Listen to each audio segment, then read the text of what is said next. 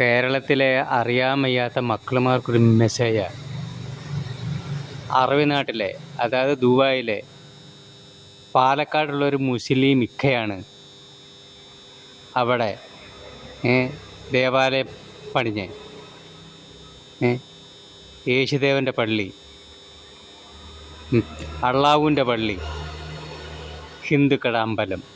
അവിടെ ചെന്നോണം, ഭദ്രമായി അതിൻ്റെ ഉള്ളിൽ പോക്കോണം, നാമം ചെയ്തുകൊണ്ടിരിക്കുന്ന നാമം ചെയ്യിക്കാൻ, തൊഴാം, എല്ലാ കാര്യങ്ങളും ചെയ്തിട്ട് പുറത്തിറങ്ങിക്കോണം. പുറത്തിറങ്ങി കഴിഞ്ഞ് വെളിയിലോ അല്ലെ മറ്റൊരിടത്തോ ഒന്നും ആ കാര്യം പറഞ്ഞ് തല്ലുവിടാനോ സംസാരിക്കാനോ ഒന്നും പറ്റില്ല. അങ്ങനെ വല്ലതും ചെയ്തു കഴിഞ്ഞാൽ അവന് പുറലോകം കാണാൻ പറ്റില്ല. നമ്മുടെ കേരളത്തിലോ അമ്പലത്തിൻ്റെ മുകളിലും ചെന്ന് കയറും, പള്ളിയുടെ മുകളിലും ചെന്ന് കയറും, പിന്നെ എല്ലാ ഇതിലും ചെന്ന് കയറും, അങ്ങോട്ടും ഇങ്ങോട്ടും വഴക്കും ചമ്മാത്തുക. നോക്കിയേ എത്ര വ്യത്യാസമാണ്.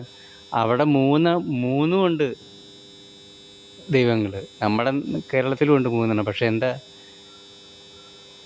ഓരോ ദിവസം ചിലത് ഓരോ അക്രമങ്ങളല്ലേ, ഓരോ പേര് പറഞ്ഞ്, ജാതി പറഞ്ഞ്. അവിടത്തെ പറ്റില്ലത്.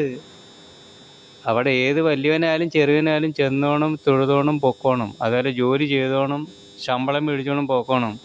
അവിടുത്തെ സംവിധാനത്തെ ഒരാൾക്കൂലൊന്നും പറയാൻ പറ്റില്ല.